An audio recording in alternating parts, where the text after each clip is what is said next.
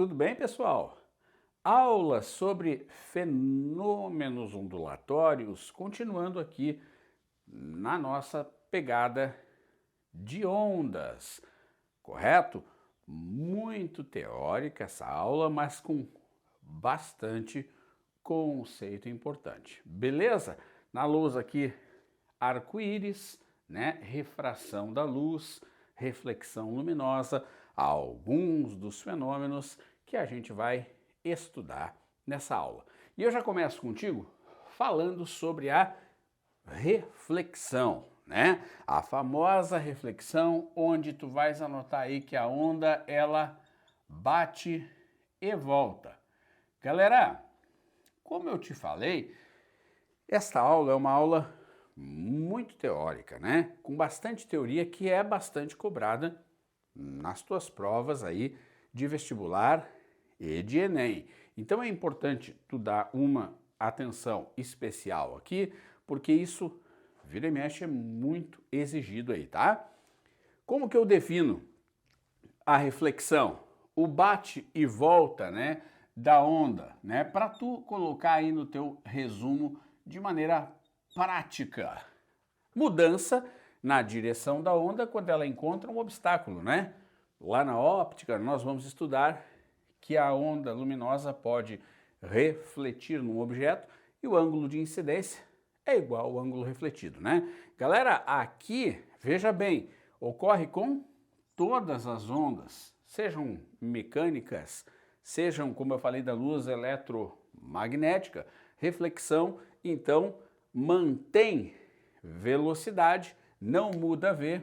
Vamos anotar aqui, ó, galera, não muda a velocidade, né? Bota aí também, não muda o comprimento de onda e bota aí, não muda, galerinha, a frequência, que aliás depende da fonte, nunca vai mudar. Show de bola? Leva pronto essa da frequência. Show! Mas pode mudar o que, galerinha? A fase. Ah, mas professor, o que é a fase? E eu te dou um exemplo aqui, num pulso que é provocado numa corda com a extremidade fixa.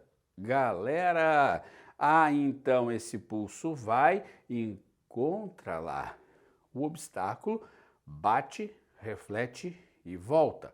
Quando a extremidade da corda é fixa, ele volta com inversão de fase. Ele foi por cima, voltou por baixo. Agora, pulso numa corda, queridos, pulso incidente encontra a extremidade que é livre. Então, esse pulso, ao bater lá, reflete sem inversão de fase. Tá legal? Aqui na figura 2, então, extremidade livre. Queridos, super importante isso aqui, ó. Super importante isso aqui. A onda sonora, que é uma onda mecânica, né, longitudinal, quando ela bate numa parede rígida e ela reflete com inversão de fase, tá?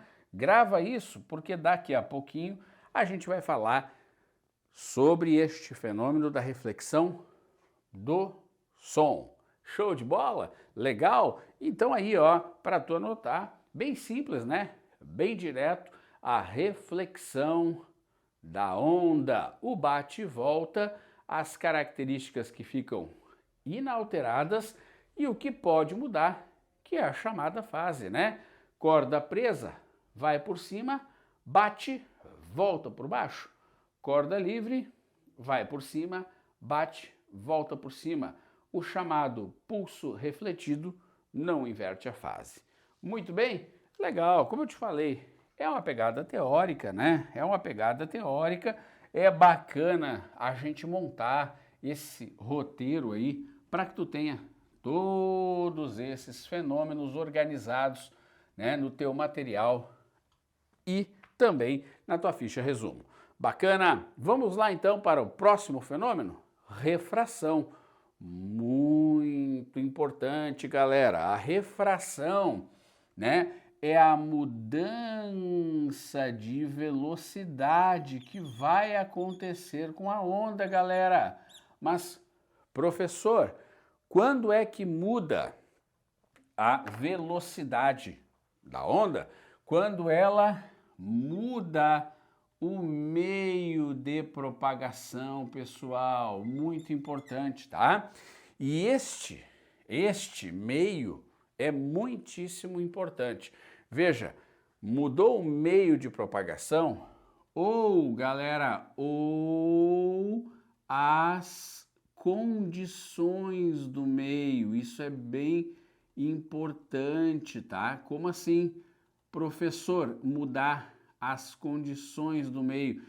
Por exemplo, quando mudar a densidade do meio, olha aqui, eu vou colocar pequenino e tu anota aí no teu material um pouco maior, tá? Quando mudar, por exemplo, além da densidade, a temperatura do meio, olha aqui, ó, temperatura do meio. Então, veja que a velocidade de propagação, ela depende das condições do meio, tá? A velocidade de propagação, pessoal, ela depende, isso é super importante, das condições do meio. Então, quer dizer, se mudar o meio de propagação ou se mudarem as condições do meio, vai mudar a velocidade. E aí, tu estás de frente com a refração. Show de bola? Bacaninha? Muito bem. Então, quando muda a velocidade, muda o comprimento de onda, tá? Então, nós temos que anotar assim, ó, que se aumentar a minha velocidade, vai aumentar o meu comprimento de onda. E se diminuir, pessoal, a velocidade, vai diminuir o meu comprimento de onda. Mas super importante, queridos, a frequência, ela permanece constante. Por quê? Porque a frequência depende da fonte, né? Isso aqui é super cobrado em prova, tá? Isso aqui é a característica super relevante da tua refração. Então, muda a velocidade, comprimento de onda também muda, mas a frequência não muda, tá? Refração de onda mecânica, muitíssimo importante, é diferente de onda eletromagnética, tá? Vejam vocês que eu estou colocando aqui na figura, na tela para ti, uma corda grossa junta a uma corda fina. E eu vou provocar um pulso, galera, que vai passar da corda grossa para a corda fina. Vai mudar o meio de propagação. Então, vai mudar a velocidade de propagação. Tá legal? Nota que interessante, daqui para cá, queridos, quando a onda passa da corda mais grossa para a corda mais fina, né? Olha, acontece uma refração, né? A onda que se propaga de uma corda grossa, a transmissão da onda para a corda fina é bem eficaz, né? Ela tem energia para poder passar para a corda fina, né? Grande parte da energia vai ser, então, transmitida lá para a corda fina. Show? Entendi essa refração, essa mudança de velocidade. Por que mudou o meio? Entendi. Agora, olha isso. Galera, olha que interessante essa figura, a linha. Vem um pulso da corda fina para a corda grossa. Também é uma refração, porque também vai mudar a velocidade em função da mudança de meio. Mas olha que interessante, pessoal, passa um pouco de energia para a corda grossa e volta um pouco para a corda fina. Então, a transmissão da onda para a corda mais grossa é o que chamamos de ineficaz, né? Grande parte da energia volta, pessoal, olha que interessante, para a corda fina. Então, acontece aqui uma reflexão, né? Toda refração vem sempre seguida de uma reflexão, tá bom? Isso é bem interessante aí. Eu vou sair da lousa para tu visualizar a tela, tá? Não te esquece, no entanto, e por favor, que isso aqui é uma premissa muito importante, tá? Se aumentar a velocidade, olha aqui, galera, anota aí, vai aumentar o comprimento de onda, são diretamente proporcionais, e se diminuir a velocidade, vai diminuir o teu comprimento de onda. Show na refração? Bacana, né? Show na refração, então tu já sabe que a refração, ela é uma mudança na velocidade por causa da mudança de meio, tá, gurizada? Então, já vimos a reflexão, já conversamos sobre a refração, né? Então, agora vamos adiante, vamos para um tópico aqui que fala sobre essa refração, né? De modo que, focado na velocidade, olha que interessante, como a refração é a mudança na velocidade quando muda o meio, olha aqui, a velocidade das mecânicas, pessoal, obedece a esse parâmetro, a esse critério. A velocidade das mecânicas, tipo o som, né? No sólido é maior que nos líquidos, que é maior que nos gases. Então, põe isso no teu resumo. Já a velocidade das eletromagnéticas, o oposto. A velocidade no sólido é menor que nos líquidos, que é menor que no gás, que é menor que no vácuo. Portanto, a maior velocidade das eletromagnéticas, da onda de rádio, luz, né, micro-ondas, né, infravermelho, luz visível, né, ultravioleta, raio-x, raio gama, a maior velocidade é lá no vácuo, tá? Notem essa figura, que coisa bacana, que existe aqui o meio 1 e o meio 2. E a superfície de separação, galera, entre esses dois meios. Uma frente de onda aqui, ó, estas linhas aqui que eu tô te mostrando é uma frente de onda que vai, portanto, vir aqui desse meio 1 e passar para o meio 2. Show? Olha aqui, ó, quando tu vires essa frente de onda, essa distância aqui entre um tracinho e outro é o comprimento de onda. Beleza? E aí o que acontece? Quando ela bate ali na superfície de separação, queridos, ela passa para o outro meio. E aí então, olha só o que acontece, ela vai ter outra velocidade. Notem que quando ela passou do meio 1, galera, para o meio 2, olha aqui, mudou o comprimento de onda, diminuiu o comprimento de onda, então diminuiu a velocidade. Né? Lembra? Vamos colocar de novo? De novo, hein? Se aumentar a velocidade, significa que vai aumentar o meu comprimento de onda. E se diminuir a velocidade, estará diminuindo o meu comprimento de onda. E a frequência, professor? A frequência depende da fonte, permanece constante, tá? Então esse é um desenho bem legal aí, inclusive houve um desvio aqui, né, dessa trajetória da frente de onda, bem tranquilo, bem legal, mas para te mostrar justamente que aqui no meio 1 nós tínhamos um comprimento de onda 1 e uma velocidade 1, aqui no meio 2, como diminuiu esse espaçamento aqui desses tracinhos paralelos, que a gente vai chamar a distância entre um e outro de comprimento de onda. Como diminuiu o comprimento de onda, diminuiu a velocidade. Tá legal? Show? Não esquece disso aí, portanto, tá? No que diz respeito à tua refração, tá, pessoal? Pessoal, geralmente o aluno estuda só esse comportamento, né? Velocidade da onda mecânica, maior no sólido do que no líquido, do que no gás. Mas a onda eletromagnética é o oposto. Tá bem? Tá tranquilo? Legal, né?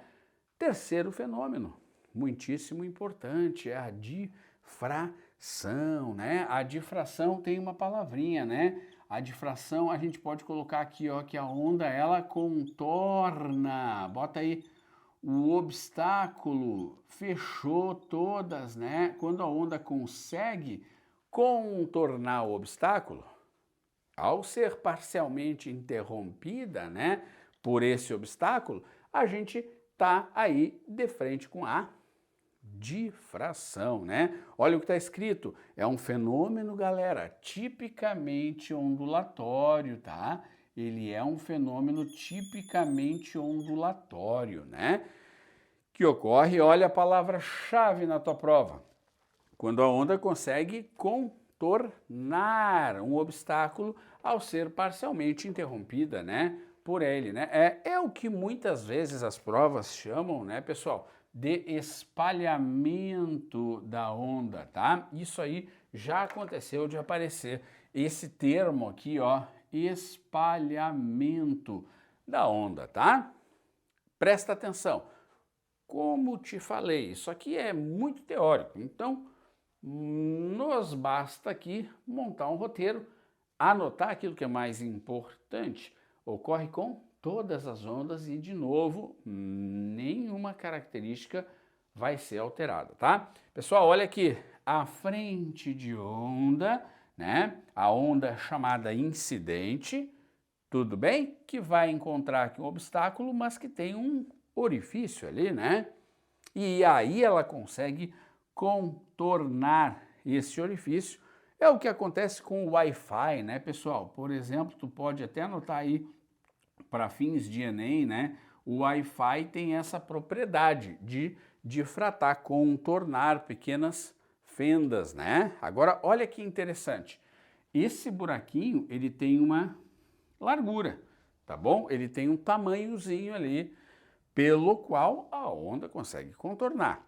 Haverá difração, galera, super importante, olha aqui, ó, galera, super importante, tem no teu material, já foi pergunta de prova. Haverá difração se a abertura da fenda for igual ou menor do que o comprimento de onda. Lembrando que esse comprimento de onda é essa distânciazinha aqui, né, que eu te ensinei entre um tracinho e outro, tracinho que mostram ali as cristas, né, ou os vales da nossa frente de onda, tá? Então, como é que tu aumenta esse contorno? Como é que tu vai ter uma difração aumentada, galera? Olha só, se a abertura da fenda for igual ou menor, eu digo às vezes na prova, mesma ordem de grandeza, tá, que o comprimento de onda. Então, se tu diminuir o tamanhozinho da fenda, de modo a aproximá-lo do comprimento de onda, você vai ter a difração aumentada, tá? Super importante isso, porque a prova pergunta, como é que a difração pode ser aumentada? Abrindo o buraco? Não, né? Olha só, fechando o buraco de modo que ele se aproxime da ordem de grandeza do comprimento de onda, tá? Repetindo contigo, a difração vai ser aumentada se a abertura da fenda for igual ou menor, tá? Mesma ordem de grandeza do comprimento de onda, que é esse espaçamento ali. Show? Bacana, né? E olha só, o menino gritando de um lado do muro e o outro menino no lado oposto do muro, ouvindo os gritos, né? Ou o cantarolar do menininho da esquerda. Como isso é possível? Através da difração, ela contorna o obstáculo. Agora, se esse menino acendesse uma lanterna ali, esse outro menino não veria a luminosidade da lanterna do garoto da esquerda. Por quê, pessoal? Também é muito perguntado em prova. O som difrata mais, contorna mais do que a luz, tá? O som difrata mais do que a luz porque o comprimento de onda é maior, tá? O comprimento de onda, galera, do som é maior que o comprimento de onda da luz, né? Então, para obstáculos maiores, beleza, o som, ele difratará mais.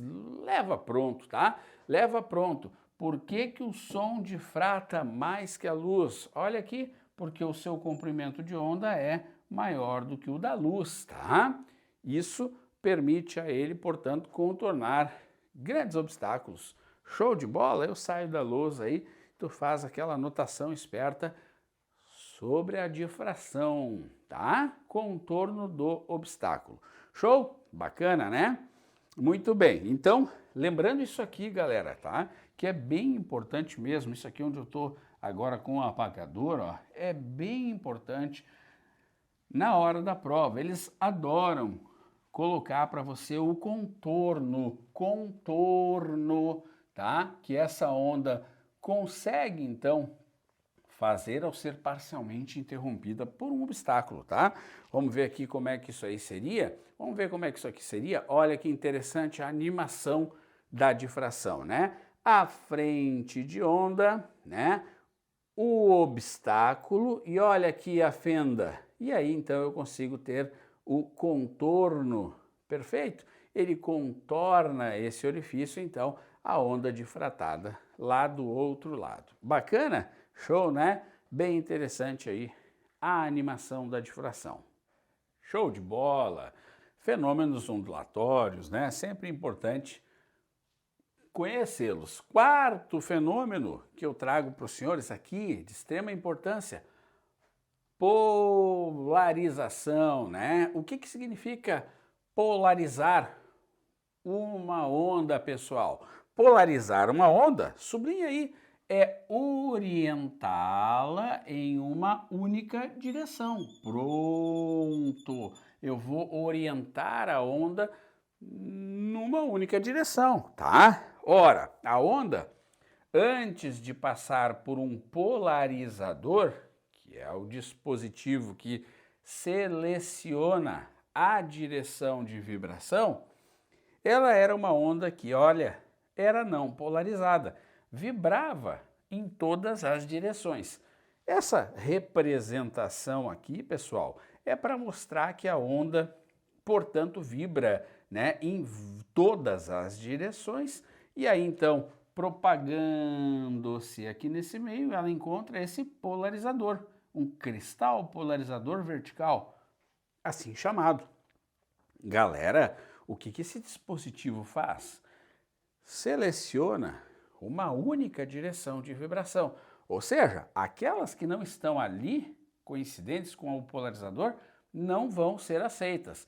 Então, após passar pelo polarizador, única direção. Olha que interessante, né? Nessa primeira polarização, terei já, portanto, a luz polarizada, vibrando em uma única direção, e aí eu poderia polarizar de novo, usando outro cristal polarizador, né?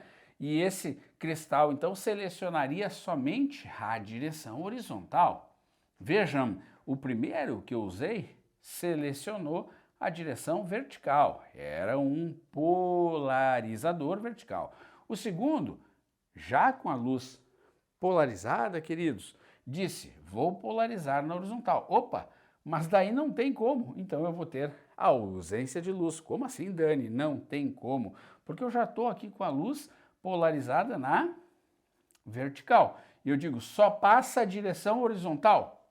Não tem direção horizontal, já que essa luz está polarizada na vertical. Então, galera, eu posso ter ausência de luz lá no final, após estas duas polarizações. Show? Isso acontece muito com lentes de óculos. Tu pode, inclusive, fazer esse teste diante do computador, né? Movendo a lente e vendo, portanto, se ela é uma lente polarizada ou não, né? Vitrines de loja também usam filtros polarizadores. Agora, super importante, só pode ocorrer polarização com ondas transversais, ou seja, tem de haver vibração, né, galera, formando 90 graus com a propagação. Ó, vibra assim, eu sei que está bem pequenino aqui, né, e propaga aqui. Mas tu anota então, propaga, e a vibração e a propagação formam 90 graus. Então, evidente que para que eu consiga polarizar, só podem ser ondas transversais as ondas que eu vou polarizar. Inclusive, né, uma onda eletromagnética tem lá a direção do campo elétrico polarizável. Tá bem, galera? Tem no teu material aí. O som, olha aqui, ó, não pode ser polarizado. Por quê? Porque o som, galera, o som ele é longitudinal e eu não posso polarizar longitudinais, tá?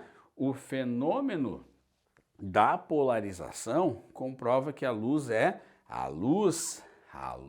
o xodó da polarização é uma onda transversal, tá legal? Muitíssimo importante polarização. Vamos retomar? Orientar, fazer com que a onda passe a vibrar em uma única direção. Como é que eu faço isso? Uso filtros polaroides, uso cristais polarizador. Onde é o xodó disso aqui? O xodó disso aqui é com a luz. E eu não posso me esquecer que a polarização só ocorre com ondas transversais. Para que eu consiga ter aqui, ó, vibração e propagação em 90 graus e eu consiga, portanto, selecionar, né? Vamos anotar aqui, selecionar uma única direção, né, galera? De vibração, tá?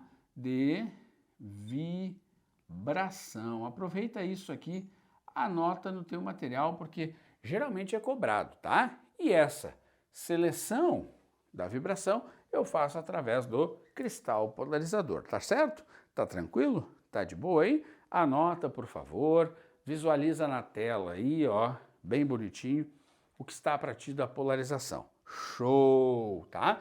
Eles adoram confundir o aluno com qualquer onda pode ser polarizada. Não, né? Olha aqui, só onda transversal. Ok? Xodó da polarização, xodó é a luz, né? Então a gente coloca lá filtros polarizadores em óculos, a gente coloca em vitrines, né? Em vidros de vitrines, né? E eu posso te mostrar também um experimento, olha aqui. Olha que interessante essa corda, então, vibrando aqui em várias direções, né? E aí, então, ela passa por esse primeiro filtro polarizador que seleciona uma única direção, né? Que é a direção vertical. Agora, olha que interessante o que ele fez lá. Ele selecionou a direção horizontal. E aí, aqui eu não tenho, portanto, nenhum tipo de onda. Bacana, né? Primeiro aqui selecionado a direção vertical, então ali entre os polarizadores eu vou ter uma onda que vibra, ó, na vertical, né? E aquele segundo filtro lá vai, portanto, agora, ó, ser selecionada a direção horizontal, como a do meio aqui, ela já está na vertical, não tem mais a possibilidade e eu então tenho ali uma onda nula, tá bom? Digamos assim, não tenho onda, tá? Feito, pessoal, isso é bem interessante. Mais um fenômeno, quinto, interferência, tá? Bem bacana isso aqui. Se eu tiver que entender a palavra interferência, eu quero que tu coloque como, olha aqui, superposição de duas ou mais ondas. Anota aí, tá?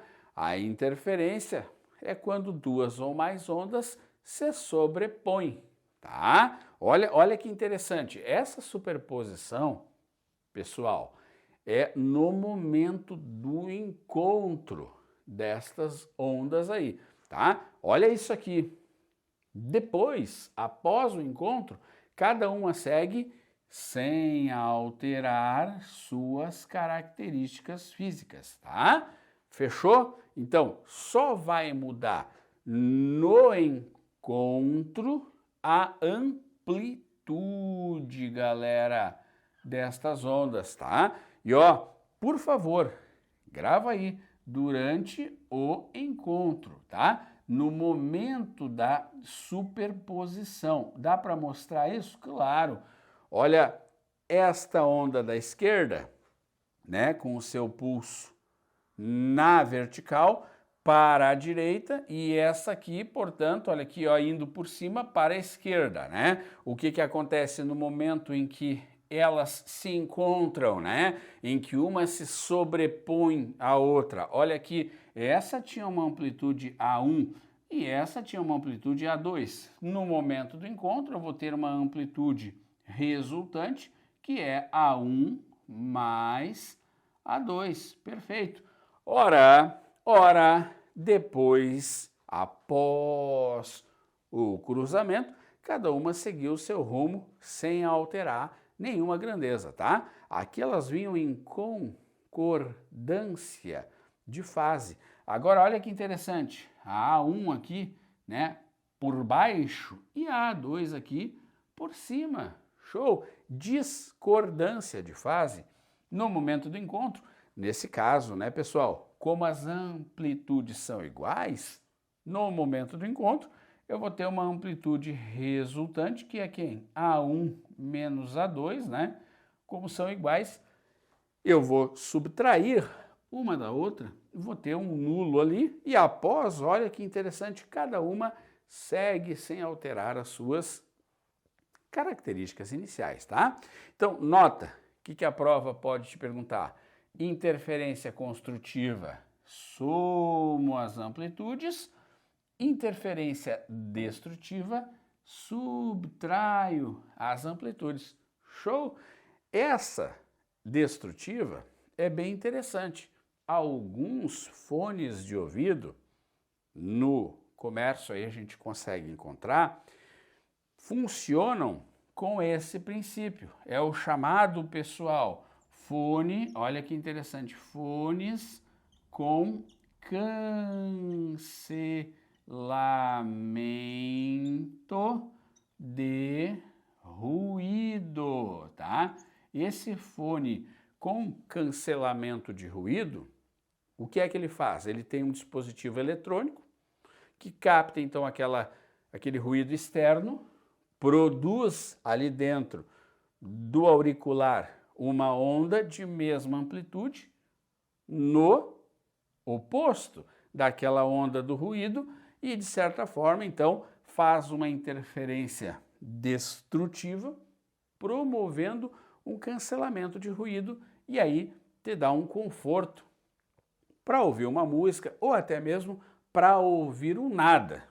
Se tu quer fazer uma leitura, por exemplo, em silêncio, tu vai usar este tipo de fone, muito tecnológico, muito interessante, que é um fone que usa o princípio do cancelamento de ruído, tá? Fones de boas marcas têm essa tecnologia. Pessoal, essa tecnologia usada em fones de cancelamento de ruído baseia-se no quê? No fenômeno da interferência. Que tipo de interferência? Destrutiva. Baita dica para o Enem. Anota que eu saio da tela, tá? É bem legal tu saber isso aí, é bem moderno, tá bem? São fones bem interessantes, então, usados aí para fazer com que a pessoa consiga, né, ouvir a sua música sem o ruído externo, né, ficar ali impedindo a audibilidade efetiva daquilo que ele quer escutar, ou até mesmo se ele quer um silêncio para poder fazer uma leitura, né, algo do gênero aí, tá bom? Princípio da interferência. Legal! Muito bem, estamos indo, né? Vamos para agora uma figura aqui que mostra isso aí para ti, né? Essa superposição destrutiva, né? E essa superposição construtiva, destrutiva, tu vês que eles estão em discordância de fase, construtiva, concordância. Então, ó, discordância de fase, subtrair amplitudes, concordância de fase, somei amplitudes, tá? Olha que interessante, quando está em discordância de fase, uma por cima, outra por baixo. Quando está, ó, uma por cima, outra por baixo, né? E quando está em concordância de fase, né? Olha as duas por cima, somente no momento do encontro. Tá bom, galera? Isso é interferência, tu tens aí de dar uma olhada.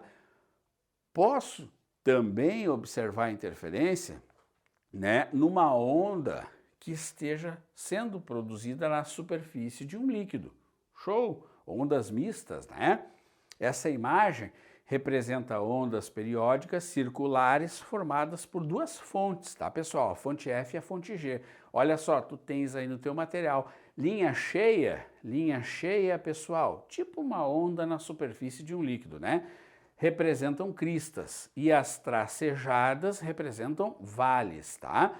Eu marquei 3 pontos para ti aqui, ó, X, Y e Z, tá? Olha que interessante, no ponto X ocorre uma superposição, uma se sobrepõe à outra, mas eu tenho o que no ponto X? Olha lá, ó, 2 vales, né? Dá uma interferência construtiva, vale com vale, construtiva, concordância de fase. No ponto Y, galera, eu tenho crista com crista, também dá uma superposição construtiva, show? E no ponto Z, galera, como ele me falou que era crista com vale, né, eu vou ter discordância de fase, portanto, uma interferência destrutiva. Retoma isso aqui, muito especial, tá? Pode ser ondas, vamos colocar aqui, ó, por exemplo, tá? Por exemplo, vamos colocar aqui ondas na superfície de líquidos, tá? Isso pode acontecer lá, portanto, na superfície de líquidos, e essas duas fontes é quem estarão produzindo aí as ondinhas que vão se sobrepor, tá? Então lembra, olha aqui, ó, crista com crista, construtivo, tá?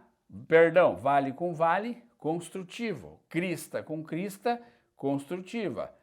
Crista com vale, destrutiva. Show? É só tu lembrar concordância de fase e discordância de fase, tá? Essa figura muito legal, tem aí no teu material, eu acho que vale a pena tu dar essa observada para se cair algo do gênero, tu matar. Lembra que onda na superfície de líquido é onda mista. Tá bacana? Tá tranquilo?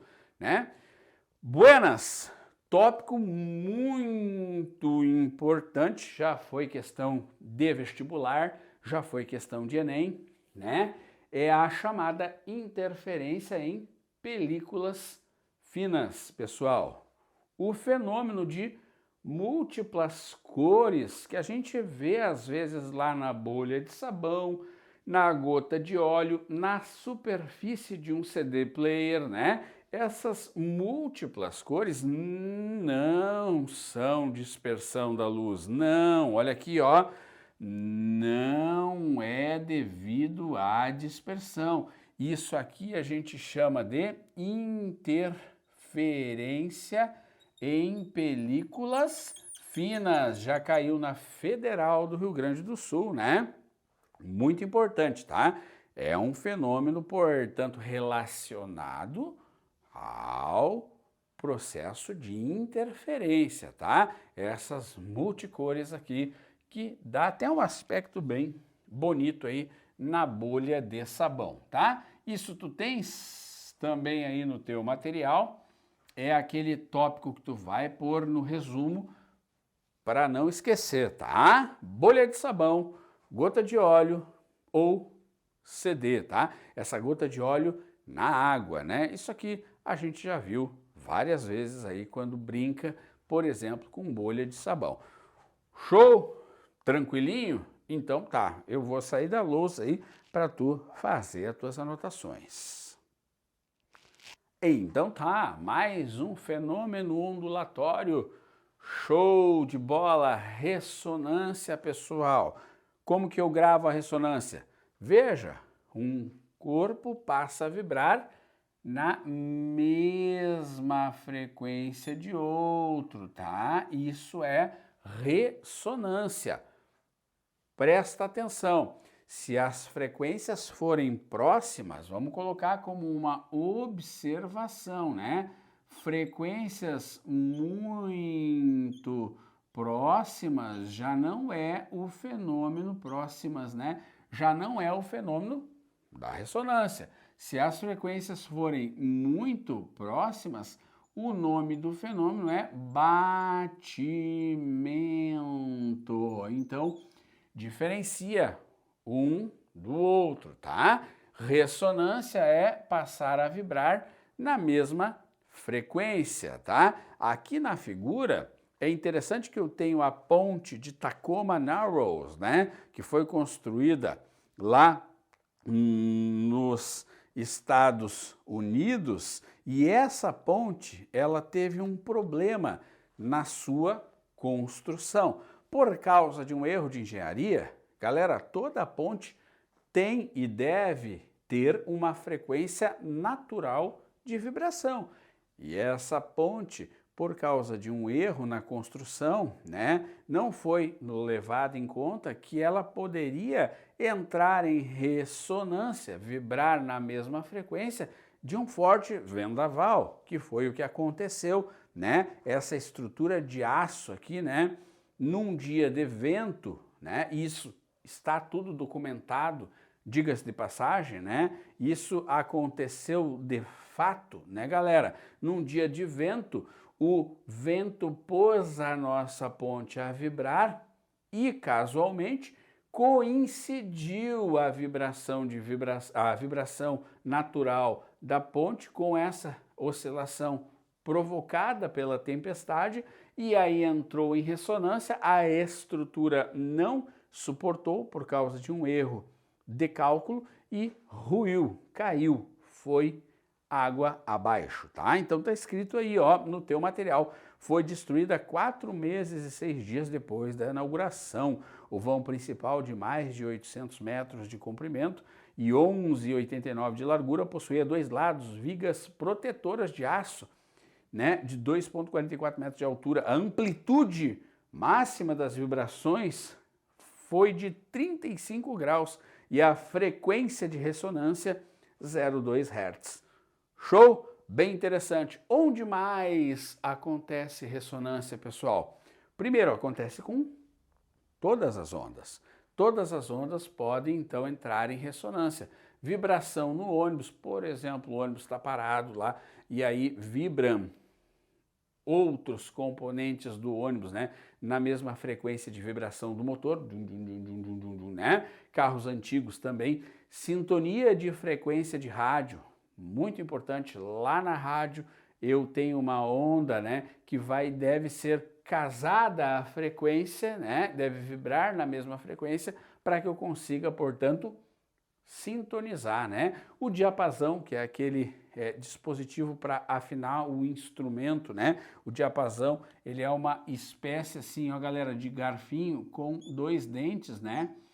Onde eu bato nele, ele emite, portanto, uma onda, ele vibra, eu coloco isso em contato com algum meio material e produz um som, né? Esse garfinho aqui de metal, tá? Esse garfinho de metal, eu bato nele, ele começa a vibrar e quando eu encosto ele em algum meio material, ele provoca um som, ó. Por exemplo, ele produz uma frequência, exemplo, né, de 440 Hz, que é uma referência para o músico afinar o seu instrumento, tá? Que é, no caso, a frequência da nota Lá de afinação do instrumento, né? Isso é um diapasão. Tu podes procurar aí que tu vai encontrar, tá? Então é um garfinho com 2 dentes assim de metal, tu vai bater nele, ele vai vibrar, tu encosta ele em alguma coisa, pode ser aqui na lousa, num pedaço de madeira, num pedaço de ferro, ele vai provocar uma vibração da coluna de ar na volta dele, produzindo um som. Tá legal? Ressonância, alguns exemplos aí, então. Lembra, ó, mesma frequência. Se for frequências próximas, não é ressonância, é o chamado batimentos, tá? Que a gente vai, na sequência, conversar sobre ele, tá?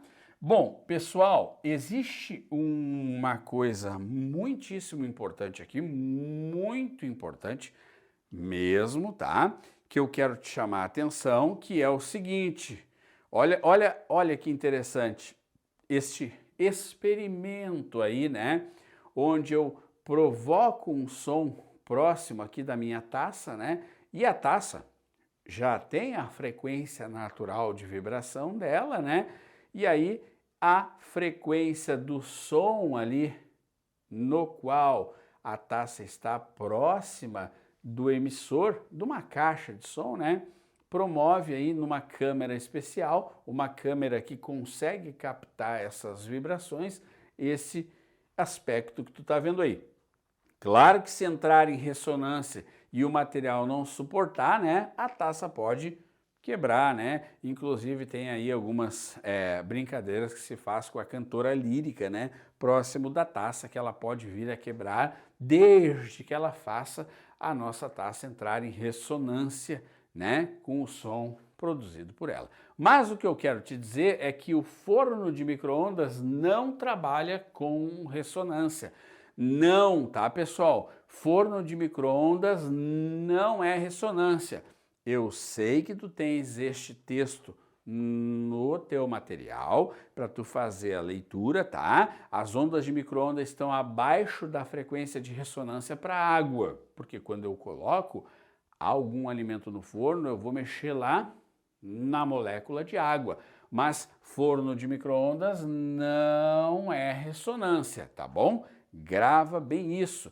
Esse gráfico aqui mostra, né, em azul a absorção das micro-ondas pela água líquida e a linha vertical preta, né, ela marca ali justamente a frequência utilizada pelos fornos de micro-ondas, tá? Que é mais ou menos 2,45 GHz. É possível reparar que não há nada especial nessa frequência.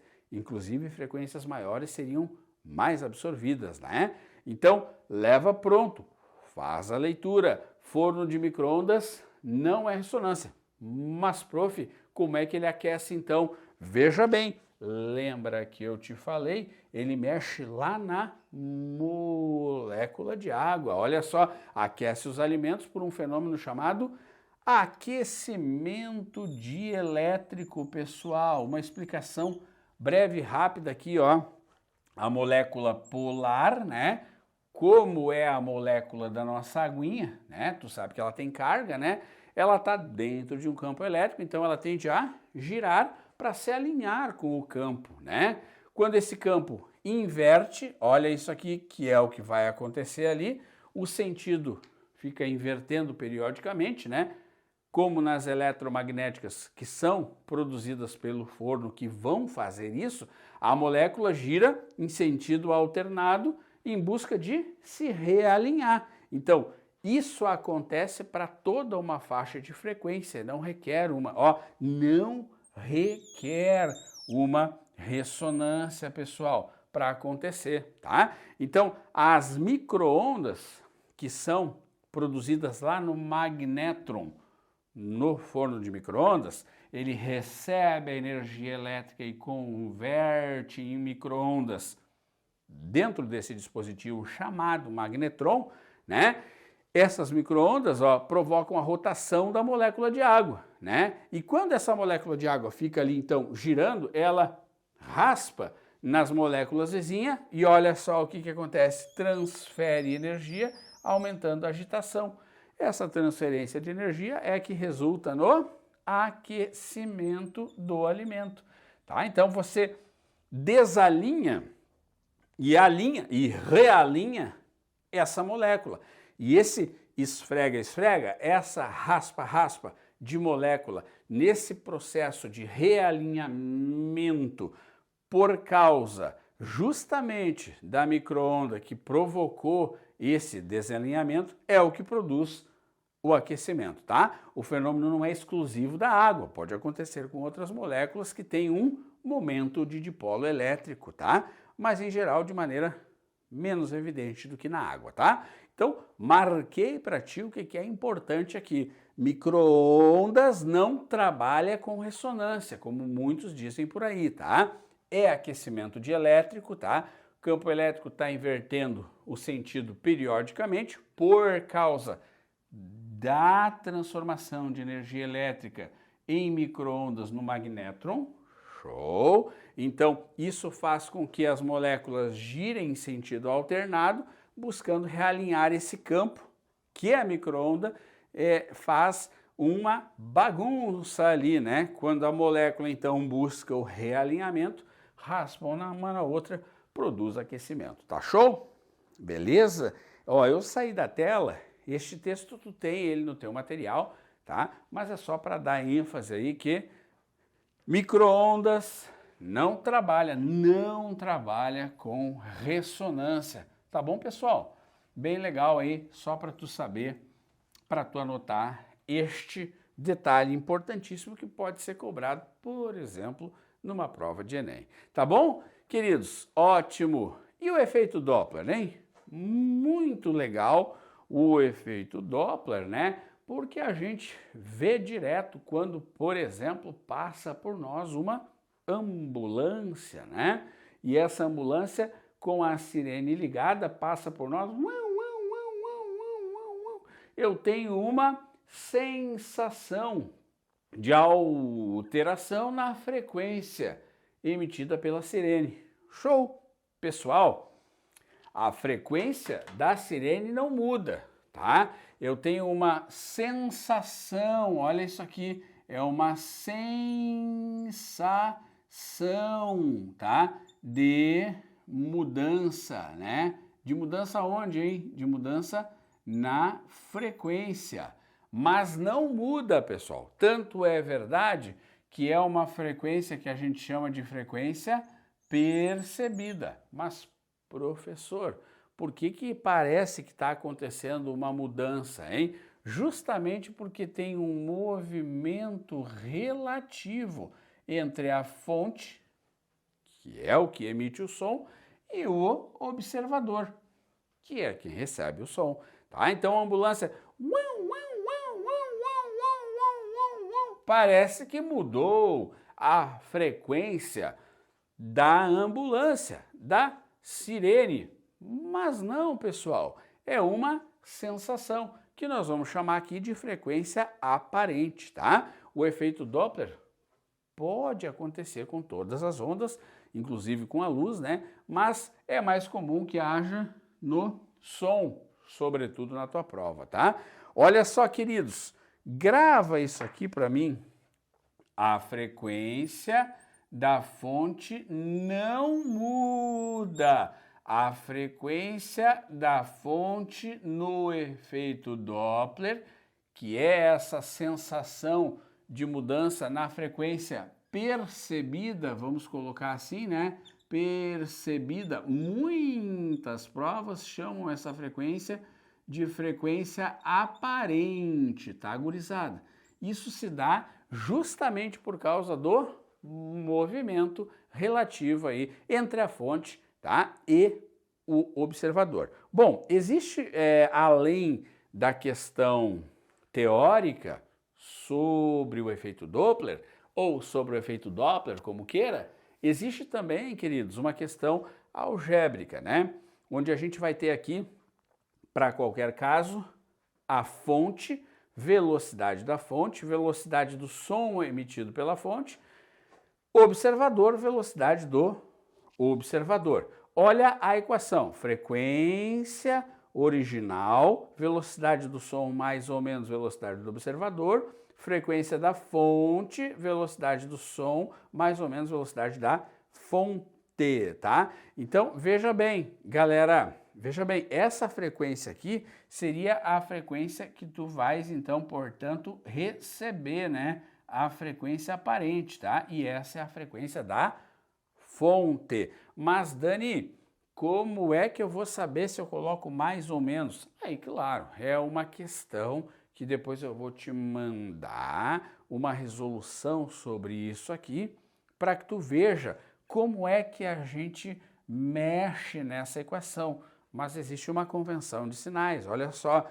Quanto ao observador, se o observador se aproxima da fonte, boto mais. Se ele se afasta da fonte, boto menos ali na velocidade do observador. Quanto à fonte, gurizada, se a fonte se afasta, boto mais. Se a fonte se aproxima, boto menos ali na velocidade da fonte. A velocidade do som, geralmente, é no ar, né? E essa velocidade do som, pessoal, no ar, ela é aproximadamente 340, ele vai te dar metros por segundo. Pode dar 320, pode dar 330, pode, né?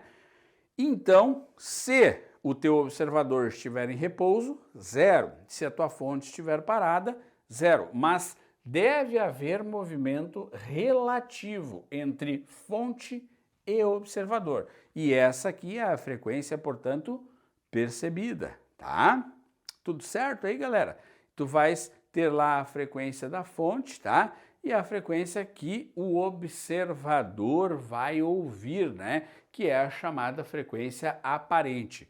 Vou te mandar uma resolução com isso aqui, para que tu veja como é que a gente mexe aqui com essas questões algébricas, tá bom? Mas lembra, o efeito Doppler é uma sensação de mudança na frequência.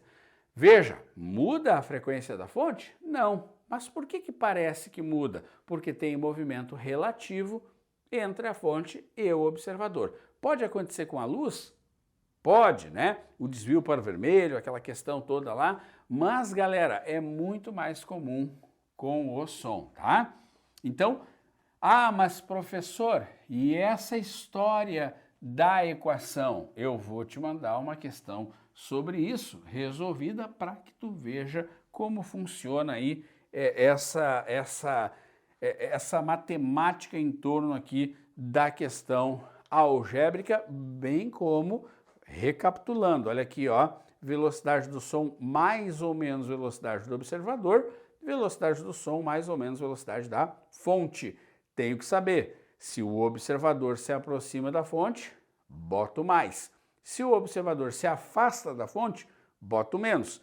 E a fonte, se ela se afasta, boto mais. Olha lá, se ela se aproxima, boto menos, é o contrário. Tu vais, então, mexendo com isso, tu vai ver. E se, porventura, observador parado, V dele é 0. Se fonte parada, V dele é 0, que seria muito bom na hora da prova, tá?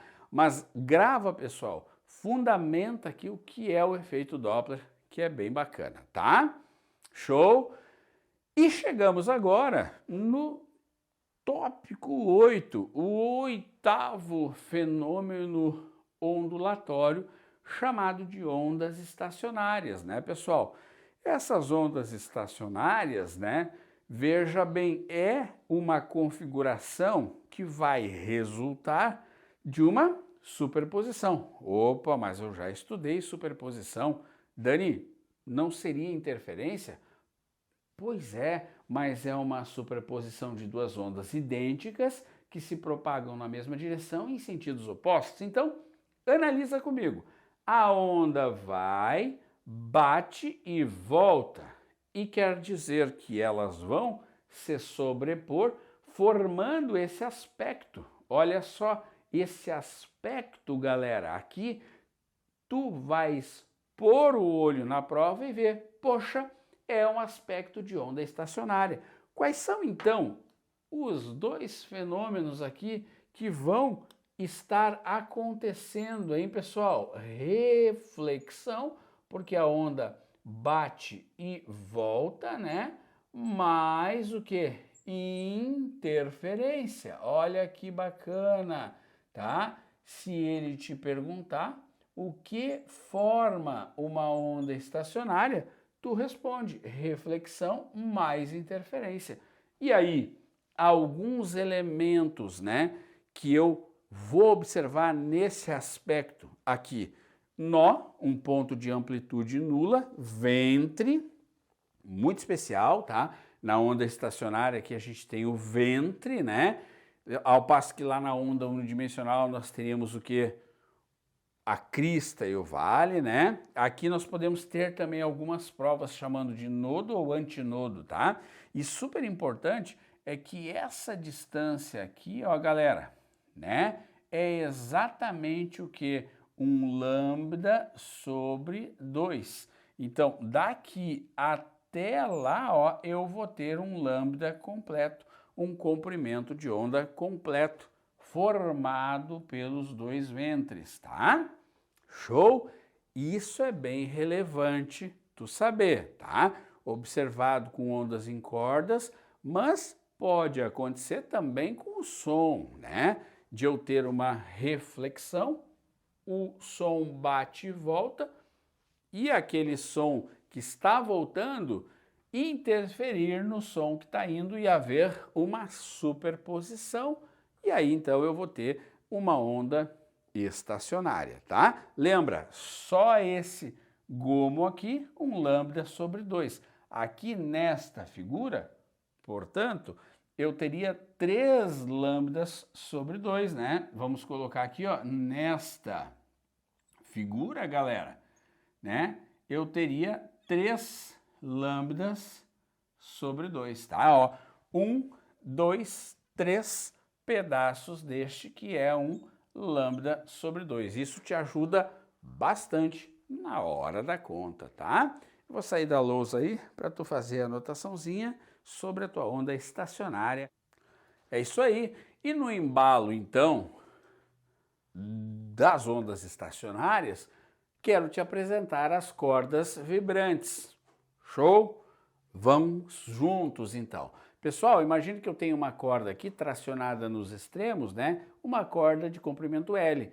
Eu posso, então, pôr essa corda a vibrar em algumas formas, de algumas maneiras que ela vai passar a vibrar. Percutir a corda, provoquei um pulso na corda.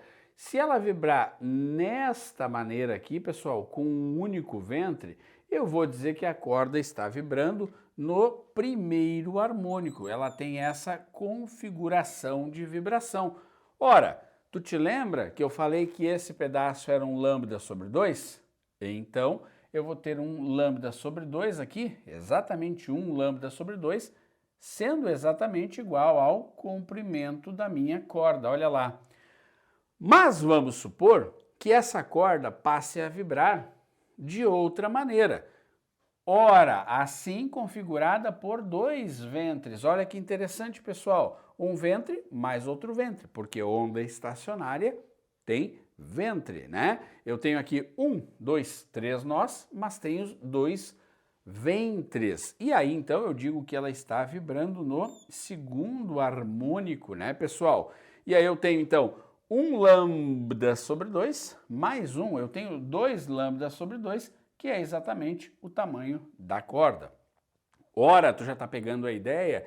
Se essa corda vibrar de modo que tenha 1, 2, 3 ventres, né? E 1, 2, 3, 4 nós, eu vou me deter aqui aos ventres, né? 3 lambdas sobre 2 é o comprimento da corda, ela estará no terceiro harmônico, tu já entendeu? A ideia, né? A ideia é 1, 2, 3, 4.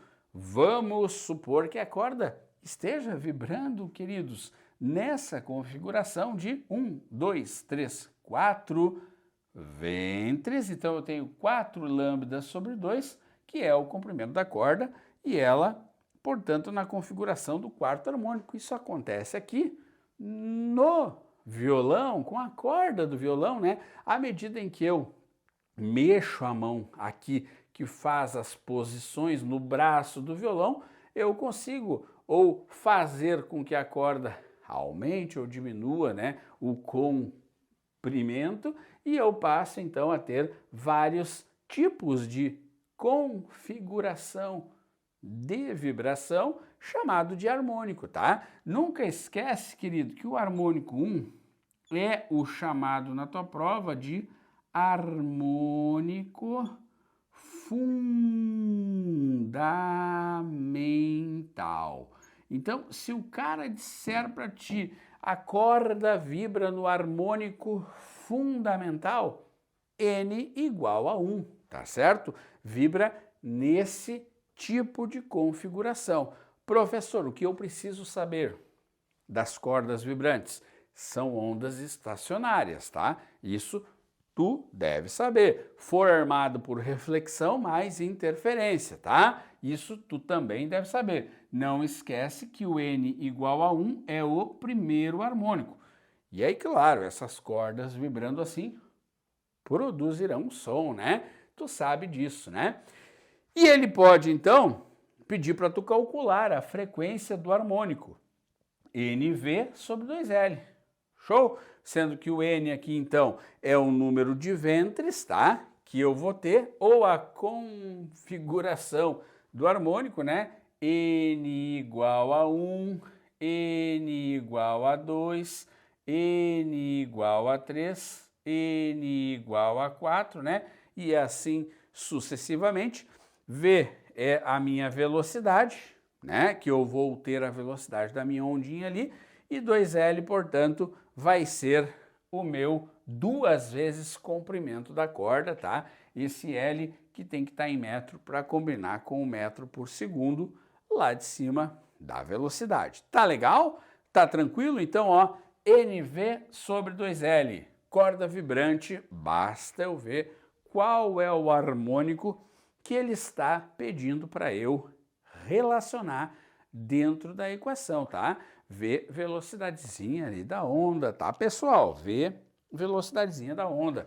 Vamos, então, aqui registrar isso aí, tá? Registrar que nós temos cada ventre como sendo lambda sobre 2. Eu acho bacana tu levar pronto essa formulinha. Show? NV sobre 2L para cordas vibrantes, tá? N o número do ventre, número do harmônico, L o comprimento da corda, lambda o comprimento de onda, se precisar aqui nessas relações, tá? Vamos aplicar então, olha lá. Instrumentos musicais como o violão geram som a partir da vibração de suas cordas.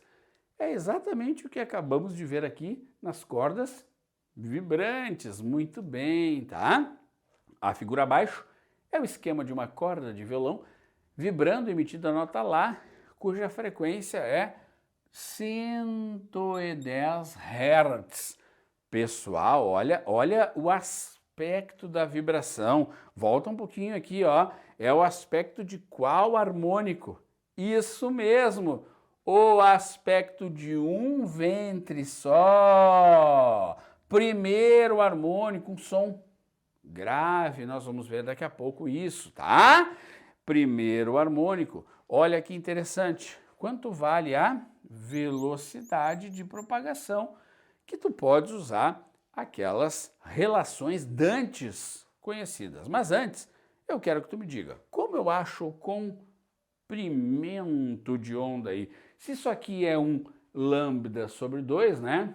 É fato que para eu ter um comprimento de onda, eu preciso ter 2 vezes isso, tá? Então, olha só, essa distância aqui, ela é um lambda sobre 2, né? Esse comprimento da corda aqui, ou esse aspecto aqui, ele é um lambda sobre 2. Portanto, o lambda, ele é 2D. Ah, ele é 2 vezes L. Lá no meu problema anterior, eu poderia chamar isso aqui de L de 65 centímetros, né? Pessoal, então eu posso tranquilamente aqui colocar a equação da velocidade, V lambda F, né? E aí, então, colocar aqui, ó, velocidade, quem é o meu lambda? O meu lambda é 2D, né? 2 vezes aquela distância lá. Ó, 2 vezes 65 vezes a frequência que está lá, 110, tá? Hertz, que é o mesmo que segundo na menos 1. Fazendo o algebrismo, 14.300 centímetros por segundo. Ou, se eu quiser, já que ele me pediu em metros por segundo, eu divido aqui por 100, eu vou ter 143 metros por segundo, tá? Professor, eu poderia ter passado antes aqui para metro? Poderia, já poderia ter achado o lambda aqui, né? 130, né? Centímetros. Ou se eu quiser, né? Eu poderia dividir por 100 e aí então achar em metro, 1,3 metro de lambda, tá? Sai da lousa, tu faz aquela anotação, como sempre, de uma questão aí que envolveu, né, o conhecimento de 1 lambda sobre 2, ó, essa distância, ou este comprimento, 1 lambda sobre 2. E a gente tira dali, galera, o valor, então, portanto, né, do lambda para aplicar no V lambda F. Mas, professor, e aquela outra equação, né, da frequência? Não foi necessário porque ele te pediu, né? Ele te pediu a velocidade, não a frequência. Se ele te pedisse a frequência, né, tu tranquilamente aqui, ó, frequência daquele primeiro harmônico, 1V sobre 2L, e aí tu teria, portanto, a frequência daquela corda vibrante. Show, galera? Bacana? Muito bem. Ora, então, já que estamos falando de som, vamos entrar na acústica, que é o estudo do som, né? E eu preciso da tua atenção para que tu marque aí o que vem a ser o som, né? O som para nós, ele é uma onda, galera. Uma onda mecânica, né? Isso é muito importante. Longitudinal, tá? Cuidado na hora da prova. Som é uma onda mecânica, só propaga em meio material longitudinal, tá? E aí, então, essa vibração mecânica, por exemplo, no ar, galera, ela vai promover aqui regiões de compressão e rarefação, vai mexer a coluna de ar onde estamos, né? Vai sensibilizar o teu tímpano, que vai mandar um sinal elétrico para o cérebro, que codifica isso como um som. Beleza? Então, esse elemento vibratório que se origina no meio material, né? Esse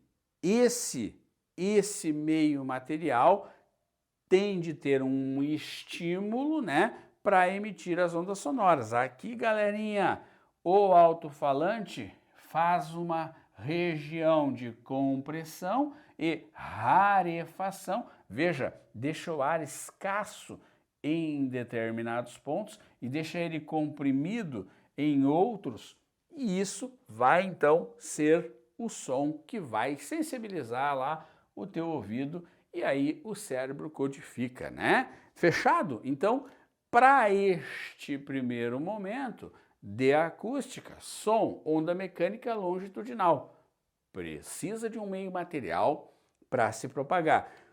No ar, o que ela faz? Cria regiões de compressão e rarefação que vão sensibilizar o teu tímpano. Bacana? Show? Bacaninha então aí, ó, a introdução de acústica, tá? Que a gente vai dar aí uma explanada agora falando sobre esse querido aspecto aí do som. Beleza? Mas o som, pessoal, a velocidade do som no ar depende da temperatura e da umidade, como eu te falei, das condições do meio, né? Para cada grau a velocidade aumenta a 0,6, pouco eles mexem com isso, tá? Então no ar depende das condições do meio. Geralmente ele não vai mudar essa velocidade aqui no ar, tá? E no sólido depende da densidade. Então você veja bem como densidade e temperatura, que são condições do meio, interferem na velocidade da onda, tá? Olha aqui alguns tipos de meio, né? E algumas velocidades, tá? Velocidade média do som em alguns materiais. Super importante, que já caiu em prova, que a velocidade do som no gás é menor do que no líquido, que é menor do que no sólido. Já vimos esse comportamento lá, tá? Então esse quadro, pessoal, ele é bem relevante e ele é bem importante para que tu entenda que a velocidade depende do meio, né? E este meio tem condições que podem sim influenciar na velocidade. Quais são as condições? Temperatura e densidade. Show? Só umas características aí do som que é bacana da gente comentar, tá? E aí, claro, o espectro sonoro, né? A gente tem aqui infrassons, sons audíveis e ultrassons. Bem tranquilo também, né?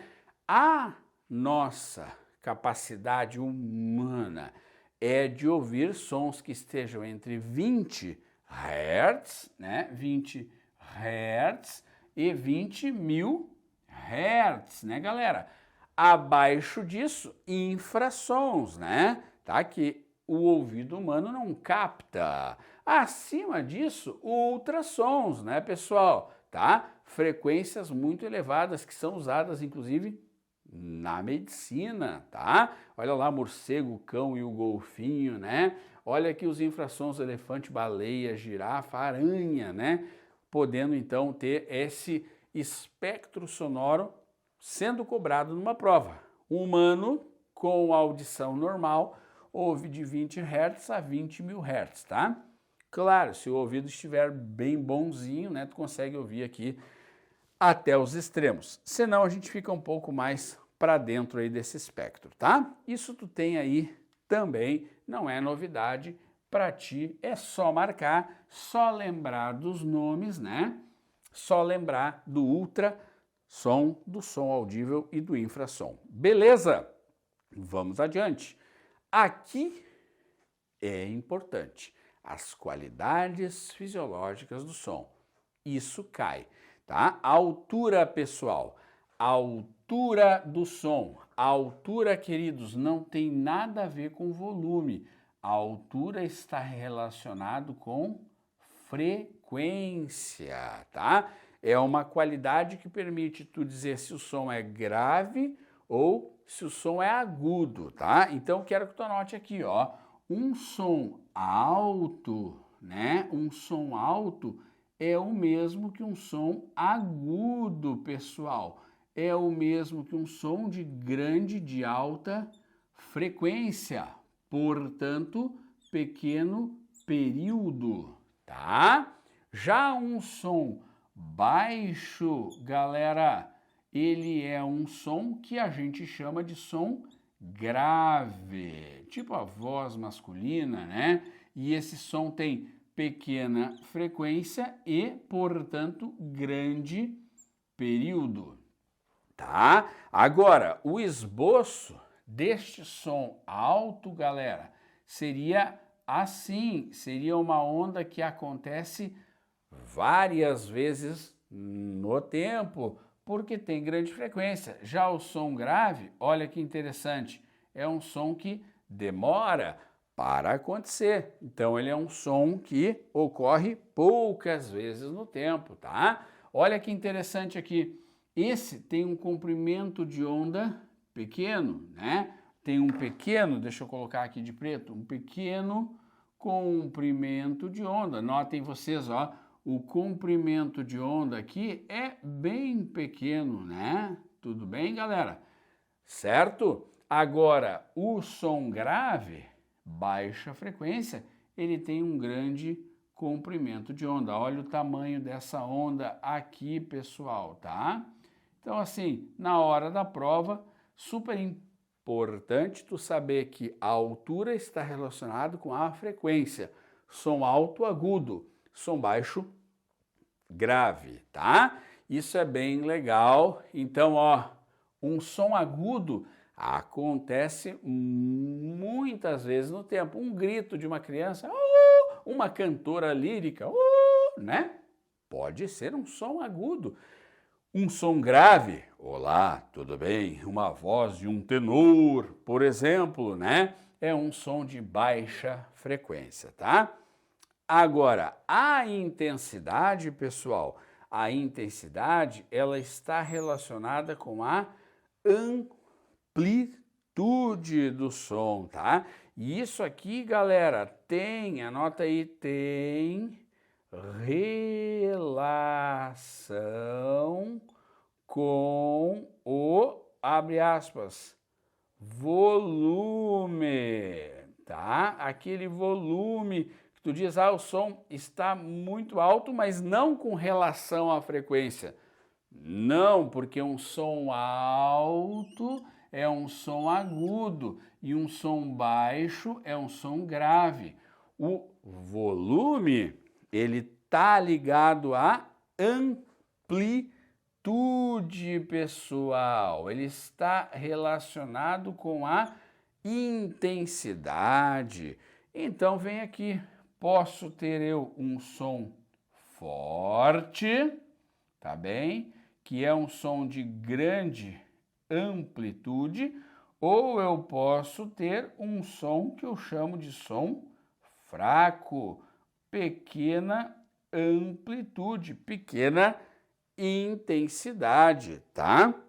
Galera, se eu fosse desenhar a onda do som forte, eu faria ela com uma amplitude considerável, olha aqui, tá? Agora, se eu for desenhar o som aqui fraco, tu nota, ó, eles acontecem no mesmo tempo, eles têm a mesma frequência, mas a amplitude desta onda é menor do que a amplitude daquela. Então seria assim, ó, tudo bem?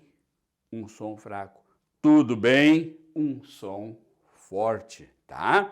Está relacionado com a intensidade, com a amplitude. Isso cai bastante, pessoal. Isso cai muito, tá? Não confunda a altura, que está ligado com a frequência do som, com intensidade, que está relacionada com a amplitude. E aí tu pode dizer, se eu chegar numa sala e tiver lá uma música no volume 10, posso pedir, diminua a intensidade desta música, abaixa o volume, porque está com uma grande intensidade, está sendo um som forte.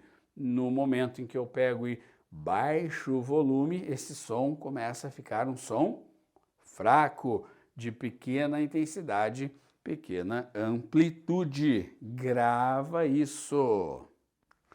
Beleza? Outra característica muito importante do som, galera, é o timbre, tá? O timbre é a fisionomia do som, tá? Ele permite, olha só, olha a palavra-chave do timbre. Ele permite distinguir dois sons que têm mesma frequência. Então, dois sons, pessoal, que estão sendo emitidos por fontes diferentes, tá? Mas que tem, olha só, mesma altura, né? Porque a gente sabe que a altura é frequência, tá? Eles têm, olha só, pessoal, dois sons ou mais, né, emitidos aqui de mesma amplitude. Eles vão ter, portanto, o que? Mesma intensidade, né? Eles vão ter ali o mesmo volume, né, galera? Tá? Mas eles são produzidos por fontes diferentes, né? Eles são sons diferentes, mas na sua, digamos assim, fisionomia, tá? Por exemplo, uma nota lá de uma flauta. Eu ouço aquele som característico da flauta. Uma nota lá de um violino. Eu ouço aquele som característico do violino. Portanto, o timbre, galera, ele está relacionado, vamos anotar isso, ele está relacionado, olha aqui, com a forma da onda. Isso é muito especial, tá? Ele está relacionado com a forma da onda, tá? Porque veja bem, o diapasão tem uma forma de onda, a flauta a sua, o violino a sua, a voz, a letra A, né? Uma voz masculina tem um formato, já a clarineta, outro. Como é que eu consigo distinguir, pessoal, sons de mesma frequência? Nota lá da flauta, nota lá do violino, né? Mesma intensidade, mesma amplitude, né, galera? Nenhum tem o volume mais elevado que o outro. Como é que eu consigo distinguir? Pelo timbre, tá? O timbre é a fisionomia do som, como algumas provas gostam de escrever, tá? O som, ele tem uma fisionomia que é relacionado com a forma da sua onda. Show de bola! Isso é o timbre, palavra-chave.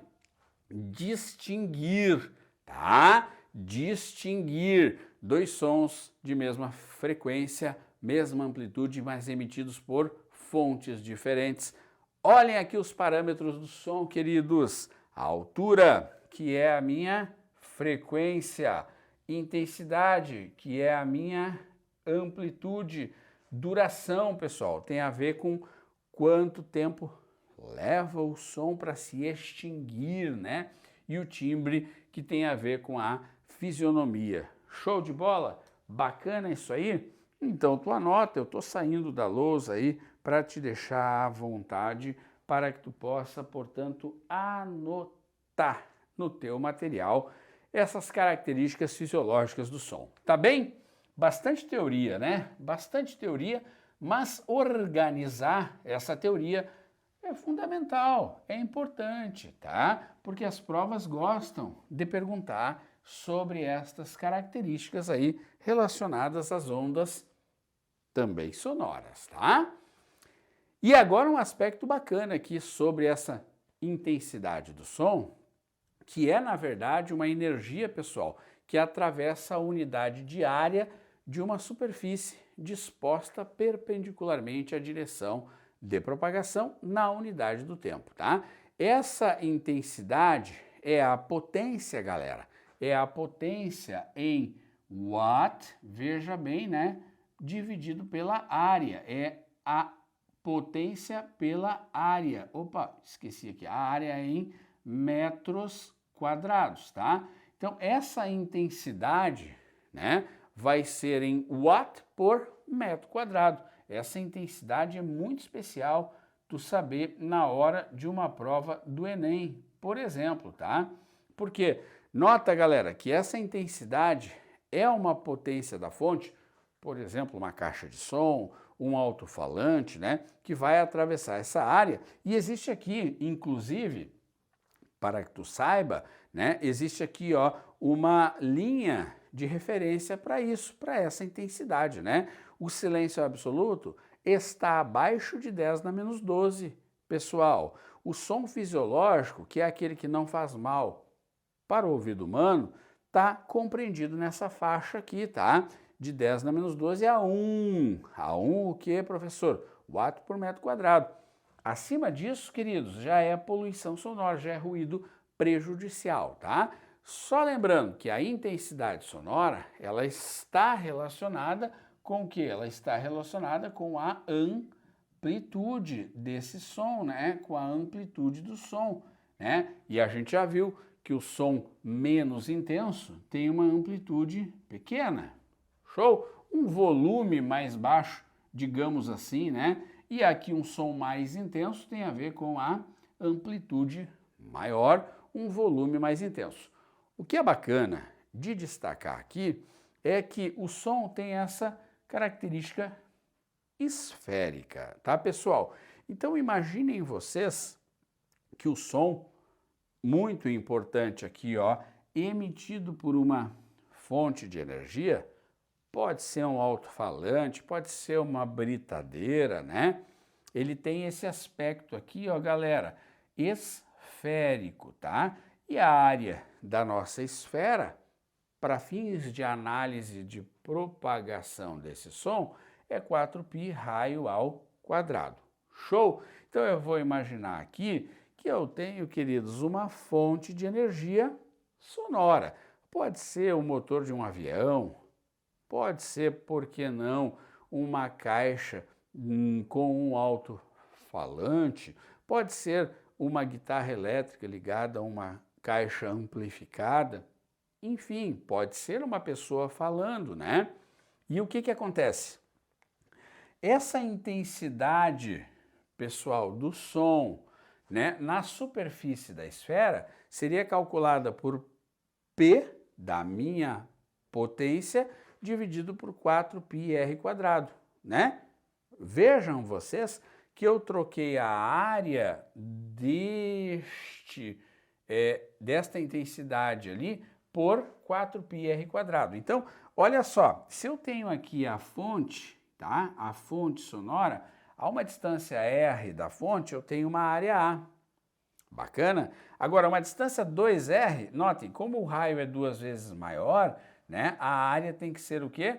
A área tem que ser, olha lá, ó, a área disposta, né? Vai ser 4 vezes, tá? 4 vezes aquela área inicial. Portanto, a minha intensidade, já que é o inverso desta área, né? Eu vou ter uma intensidade 4 vezes menor. Por isso eu tenho um som menos intenso, mais distante da fonte da caixa de som. Mas vamos supor que eu esteja a uma distância de 3r da minha fonte, pessoal. A minha área seria quantas vezes?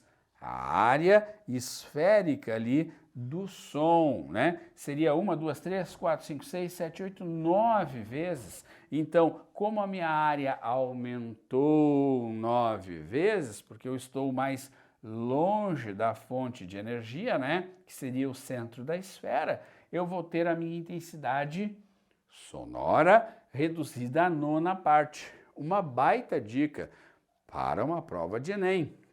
Tá? A energia distante 2 vezes da fonte se espalha numa área 4 vezes maior. Então, a intensidade cai a quarta parte. O número de vezes, galera, que aumentar a área vai ser o número que vai reduzir a tua intensidade. Lembrando que o aumento de área, ele é quadrático com o R, né? Com aquela distância até o ponto onde eu quero analisar. Por isso que quando tu está perto de uma caixa de som, num show, tu tem uma intensidade sonora maior, tu tem um volume mais alto, não em relação à frequência, mas em relação à pressão sonora, tá? Agora, lembra disso, tá? A intensidade, ela é inversamente proporcional à área. Olha aqui que interessante, se a área aumentou 4 vezes, por causa de 2 vezes o R ao quadrado, resultar 4 vezes a área, a intensidade reduz 4. Se a área aumentou aqui para 9 vezes a área inicial, por que aumentou, professor? Porque eu tenho 3R, então 3 ao quadrado, 9. Houve um aumento de área 9 vezes, houve uma redução na intensidade 9 vezes, tá? Isso é muito legal, é muito especial, pessoal. Então pode ser cobrado, sim, em uma prova de Enem, essa questão aí da área da esfera, numa análise do som como uma esfera a partir da fonte de energia, tá? Beleza? Eu acho que é bacana tu levar pronto isso, porque intensidade eles gostam bastante de cobrar, sobretudo no que diz respeito a essas questões de volume, de amplitude, né? Tá? Bom, na sequência eu te mostro mais uma coisinha importante sobre a intensidade do som. O limiar de audição, que a gente chama de I0 ou I0, né? O limiar de audição, né, que é a menor intensidade de som audível. Vamos arrumar aqui, ó, a menor intensidade de som audível. Como eu te mostrei naquela escala lá, ela vale, pessoal, 10 na menos 12 watt por metro quadrado.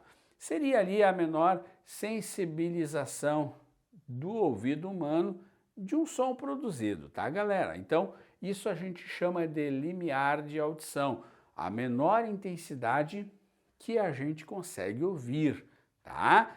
E aí, eu posso calcular essa intensidade, né, a partir de uma equação que tem, inclusive, propriedades logarítmicas, 10 log na base 10 de I dividido por IO. Mas, professor, quem é o I? O I é a intensidade física do som que eu desejo medir, tá? Lembrando que a menor intensidade perceptível vai ser 10 na menos 12 watt por metro quadrado. Show? Então, temos de saber a equação? Sim, mas qual é a unidade dessa intensidade sonora? É o decibel, a 10ª parte do bel, tá? Usualmente usamos decibel, tantos decibéis. Por exemplo, na pista de um aeroporto, os trabalhadores que ali estão usam equipamentos de proteção contra ruídos externos de altíssimos decibéis, porque pode ser prejudicial ao ouvido humano, né, pessoal? Isso é uma questão contextualizável numa prova de Enem, por exemplo. Daí a importância de eu saber calcular essa intensidade aí física do som, que é justamente relacionada com a intensidade sonora. Então, um exemplo, um som de 10 elevado na menos 10 watt por metro quadrado. Qual é o nível sonoro, pessoal, que eu quero calcular? Qual é o beta aqui que nós vamos então chamar de nível sonoro? Vamos aprender a fazer isso aqui, que é bem simples, né? Existe, claro, um recurso matemático aqui da parte de logaritmo, mas é bem simples, tá? Então, olha só, olha que interessante. A equação do nível sonoro é beta igual a 10 log de 10 I sobre 0. Lembrando que I é a intensidade do som que eu quero medir, né? 10 elevado na menos 10. E o I0, ou IO, como queira, o limiar de audição, tá? Então eu vou substituir beta igual 10 log na base 10 de 10 na menos 10. Veja bem, por que 10 na menos 10, professor? 10 elevado na menos 10 é o que eu quero medir. E o meu I0, 10 na menos 12. Show! Mexendo nisso aqui, pessoal, beta fica 10 log na base 10 de 10 na quanto? Quanto que dá essa operação matemática aqui? 10 na menos 10 dividido por 10 na menos 12 vai dar 10 na 2. Show? Tudo tranquilo? Mexendo nisso, fica beta, ou seja, nível sonoro, a equação, 10 log de quanto dá isso, pessoal? Log de 10, eu sei e preciso saber isso aí, né, pessoal? O log de 10 é 1, tá? Então vai ficar aqui log de 10 na 2, que é 100, já que o log de 10 é 1, né? Então, mexendo mais um pouquinho nisso, 10 vezes quanto é o log de 100? Se o log de 10 é 1, o log de 100 é 2. Então, 10 vezes 2 dá 20 decibéis, tá? É algo que pode aparecer para ti, por exemplo, em uma prova de Enem. Mas é sempre essa estrutura. Tá legal? É sempre assim que se faz. 10 vezes log na base 10 de I sobre I0. E tu tens de lembrar que o I é a intensidade física do som que eu quero medir. O som é emitido por uma turbina de avião, o som é emitido por uma guitarra elétrica, o som é emitido por um cantarolar, por um grito, dividido por IO, que é sempre este valor, o menor valor que sensibiliza o teu tímpano, tá bem? Tem uma dica, no entanto, para ti. Observa isso aqui, pessoal. Um som que passa de 6 béis para 10 béis. Lembrando, é importante lembrar, pessoal, que um bel, isso aqui é legal, né? Um bel, tá? Como a gente chama, um bel, tá? Eu trabalho usualmente com decibéis. Um bel é o equivalente a 10 decibéis. Então, 2 béis, galera, seria quanto? Seria 20 decibéis. E assim sucessivamente.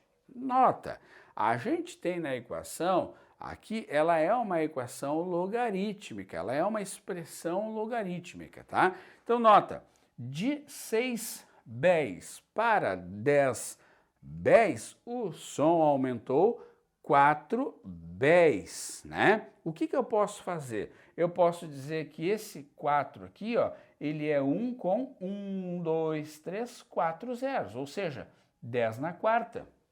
Foi o fator de aumento aqui. Ele aumentou 4 béis, eu escrevo 1 vezes 10 na 4. Pronto. Isso quer dizer que ele aumentou 10.000 a intensidade, aumentou 10.000 o nível sonoro em relação ao que eu tinha antes, tá? É uma dica bacana. Já eu posso escrever assim, pessoal, porque eu trabalho numa escala logarítmica. Tá bacana? Tá tranquilo? Então é só tu ver aqui, ó, quantas vezes aumentou ou quantas vezes diminuiu, né? No meu exemplo, eu estou usando aqui um aumento, né, do som que passou de 4 béis, ou perdão, de 6 béis para 10 béis, um aumento de 4 béis, eu escrevo 10 na quarta. O que é 10 na quarta? 10.000 foi o aumento no nível sonoro, tá? Lembrando que isso se trata de uma escala logarítmica. Então, 1 bél, 10 decibéis, 2 béis, 20 decibéis, tá? Vou sair da lousa aí para tu pegar esse exemplo de intensidade aí, de nível sonoro, que é algo bacana para tu levar para a tua prova. Show, aluno? Tranquilo? Legal. Fechando aqui então, pessoal, a nossa acústica com os tubos sonoros. Tubos sonoros que podem ser de duas maneiras, ou tubos abertos, com as duas extremidades abertas, né? Ou tubos fechados. Vamos aqui então dar uma olhadinha nos tubos sonoros abertos, pessoal, onde a coluna de ar ali vibra, o tubo tem um comprimento L, tá? Essa coluna de ar vibrando ali dentro de forma a ter uma configuração, né? Então, essa configuração do tubo aberto é a que eu chamo de primeiro harmônico. Nota aqui, ó, eu tenho aqui, ó, ventre e ventre nas extremidades, tá? Ora, eu posso ter também a vibração da coluna lá no segundo harmônico, dentro do tubo. Eu posso ter o terceiro harmônico e assim sucessivamente, né, pessoal? N vai ser o número de harmônicos, a configuração da onda dentro do tubo sonoro. Bem importante isso. O que eu destaco aqui para ti? Cada pedacinho desses aqui, pessoal, é 1/4 de lambda. Isso é legal tu reparar. Esse aqui seria o lambda sobre 2, que nós vimos na onda estacionária agora há pouco, né? Lembra? Então, a metade do lambda sobre 2 dá o lambda sobre 4, tá? Então, eu posso ter aqui várias configurações de vibração dessa onda dentro do tubo aberto. O que eu posso ter? Primeiro harmônico, segundo harmônico, terceiro harmônico, quarto harmônico e assim sucessivamente. O que ele vai te perguntar, pessoal? A frequência do enésimo harmônico, NV sobre 2L, show, tá? Ele pode te perguntar o comprimento de onda daquele harmônico, que é 2L sobre N, lembrando que N é o número do harmônico. É bem algébrica a coisa aqui. E eu posso usar a equação fundamental, V lambda F?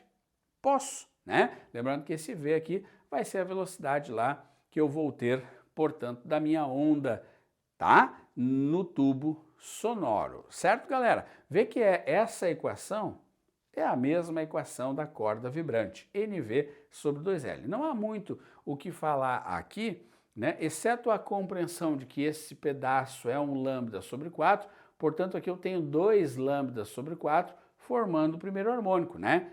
Nota que se eu juntasse esse pedaço com esse pedaço, eu teria um único ventre, lembrou? E esse único ventre é o primeiro harmônico, né? Aqui, se eu juntar esse pedaço com esses outros 2 pedaços, eu vou ter 2 ventres, que é o segundo harmônico, né? Olha aqui, 1, 2, e os extremos 3, e assim eu vou formando, portanto, os meus harmônicos. Monta no teu resumo as equações NV sobre 2L, né?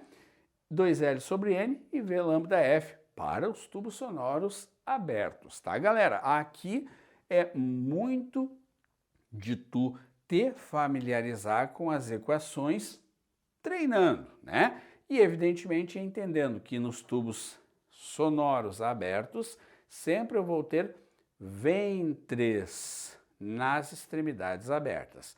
Bom, agora, se o tubo é fechado, olha que interessante, eu vou ter sempre um nó na extremidade fechada, tá? Olha o aspecto aqui da onda, galera. Eu tenho 1 lambda sobre 4.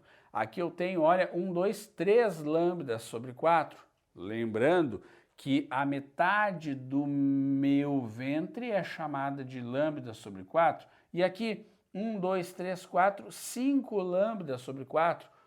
Ora, o que diferencia um tubo sonoro aberto de um fechado, ou um fechado de um aberto? No fechado, eu vou ter sempre na parte fechada um nó e na parte aberta um ventre. Já foi pergunta de prova, tá? E o mais interessante é que eu vou ter aqui no fechado somente harmônicos ímpares. No tubo sonoro fechado, eu só posso ter harmônicos ímpares, de forma que eu tenho aqui F igual a IV sobre 4L. Ou, se tu quisesse, tu poderia chamar de N também.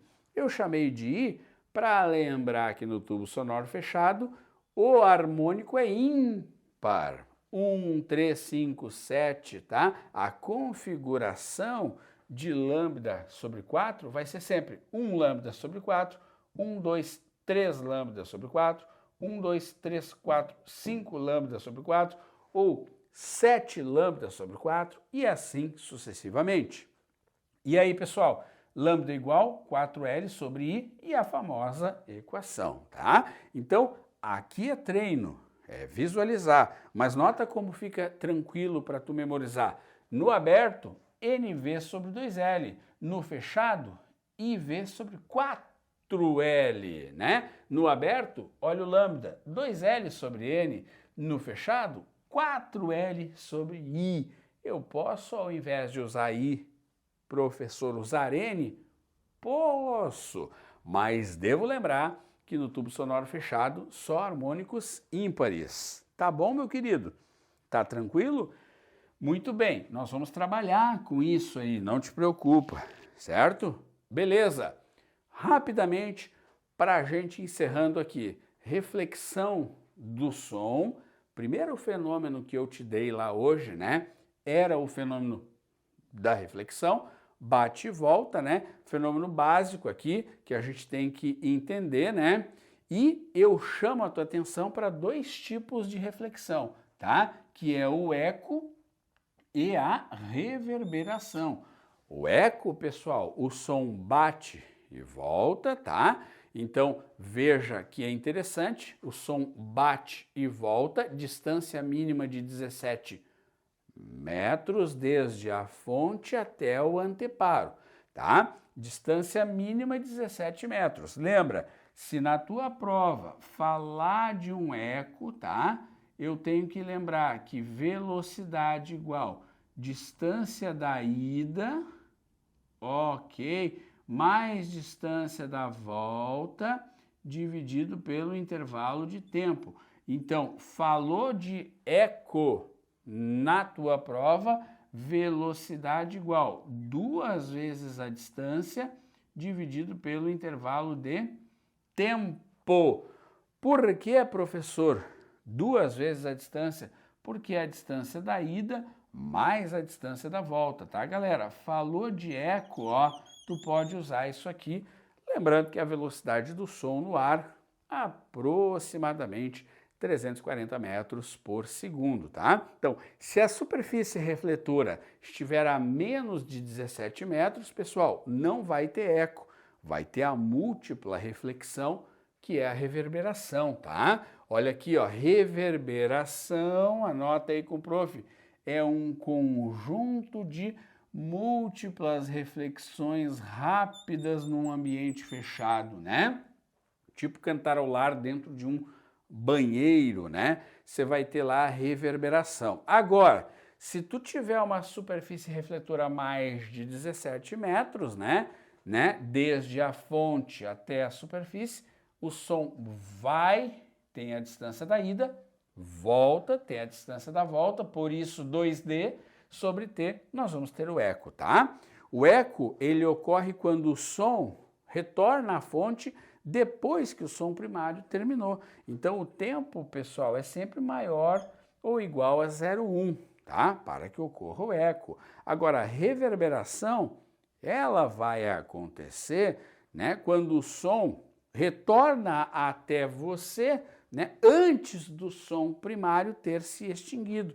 Então, veja que o tempo é menor, por isso que dá aquela embolada no som que tu recebe quando tu tens a reverberação, tá? O eco, o tempo para perceber o eco é maior ou igual a 0,1 segundos. Mas o tempo para tu perceber a reverberação é menor, é muito rápido, por isso que a gente tem essas múltiplas reflexões do som chamada de reverberação. Tá legal? Anota aí a diferença entre eco e reverberação. E a difração do som? Falamos, né, que a difração é o contorno, né, da onda quando encontra um obstáculo. Lembra que eu te falei? O som difrata mais do que a luz, né? Então, um texto interessante aqui dizendo que o som tem essa habilidade, né? E aqui eu quero chamar a tua atenção na difração do som, no contorno do som por um obstáculo, né, pessoal? Que ondas de alta frequência, ondas de média frequência e ondas de baixa frequência difratam de maneiras distintas, tá? Ora, nós já vimos que quanto maior o comprimento de onda, né? Quanto maior o comprimento de onda, mais fácil é difratar, né? Ou eu diminuo o tamanho da fenda, ou eu aumento o comprimento de onda. Isso aqui, tudo questão de prova. O som difrata mais que a luz, porque o comprimento de onda do som é maior do que a luz, tá? Olha para a figura, o som grave contorna mais. Olha o som grave de baixa frequência, tá? Ele contorna, ele desvia mais o obstáculo, porque o lambda do grave é maior que o lambda do agudo. Cuidado com o Enem! A onda de AM, amplitude modulada, difrata mais do que a frequência modulada. O comprimento de onda do rádio AM é maior. Tu já viu, né? Quanto maior o comprimento de onda, mais fácil a difração. E como a difração também ocorre com a luz, pessoal, o contorno também ocorre com a luz, o vermelho difrata mais, porque o lambda do vermelho é maior do que o violeta. Show? Essa dica, todas estão no teu material, são dicas boas aí sobre difração. Não deixa de anotar. Tá beleza? Tá bacana? Muito bem. Vamos aqui então fazer um último exemplinho para que a gente feche toda essa teoria de fenômenos ondulatórios. Vem com o Dani.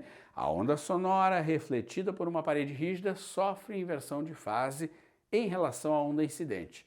Lembra que eu te expliquei lá no início da aula sobre a reflexão? Isso é uma onda sonora ao incidir em uma parede rígida equivale ao caso de um pulso em uma corda, ocorrendo inversão de fase. Show de bola! Tá? A onda sonora refratada na interfície de dois meios sofre mudança de frequência? Não, né? Refração, olha só, não muda a frequência da onda, porque a frequência depende da fonte. A onda sonora não pode ser polarizada, porque ela é longitudinal. Verdade, só posso polarizar ondas transversais. Show de bola? Então a resposta certa aqui é a 1 e a 3 apenas. Show, pessoal? Fenômenos ondulatórios. Muita teoria, muita coisa. Organiza o teu esquema, monta o teu resumo. Foca nessa parte teórica que é super importante. Um abraço do Dani.